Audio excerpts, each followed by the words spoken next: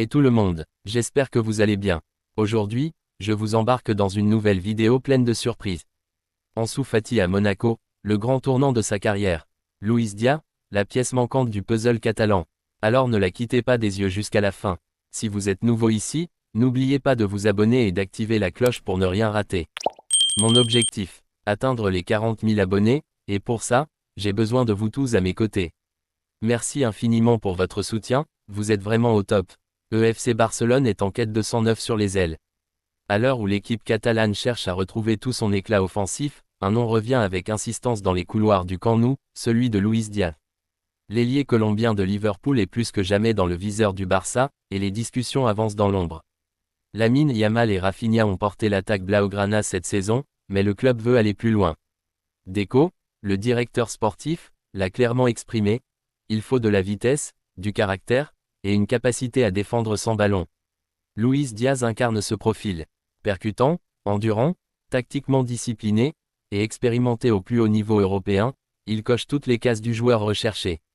Les échanges ont déjà commencé avec son entourage. Même si Diaz est encore sous contrat jusqu'en 2027 avec Liverpool, sa volonté de rejoindre la Catalogne ne fait plus vraiment de doute. Reste à savoir si le Barça aura les moyens de transformer cette envie en transfert. Côté anglais, la menace catalane est bien perçue. Liverpool ne veut pas perdre un de ses atouts majeurs et prépare une contre-offensive, un nouveau contrat jusqu'en 2029 avec revalorisation salariale. Objectif, le convaincre de rester, comme ce fut le cas pour Salah ou Van Dijk. Mais pour le moment, Diaz n'a rien signé. Une attente qui en dit long. Le FC Barcelone connaît désormais le prix, 85 millions d'euros. Une somme importante pour un club encore sous contrôle financier, mais pas irréaliste. Joan Laporta reste optimiste, la règle 1 sur 1, clé pour valider les transferts, devrait être respectée dès cet été. Si les conditions s'alignent, le transfert pourrait se concrétiser. Ce n'est pas juste un renfort, c'est une déclaration d'intention.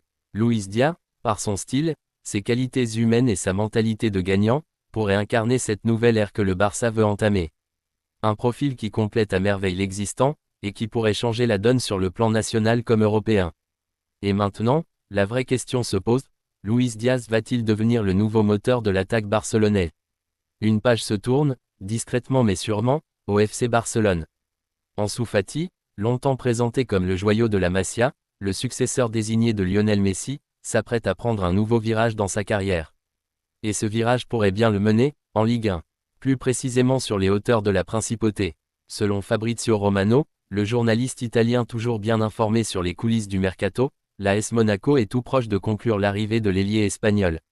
Un départ inattendu, pas vraiment, une opportunité, très clairement, après une saison marquée par les blessures, les doutes, et une perte de vitesse dans la hiérarchie offensive du Barça, Ansu Fati sait qu'il doit se relancer. Et cette relance passera par un prêt, avec une option d'achat. Mais pas question pour Barcelone de tirer un trait définitif sur son talent formé à la maison.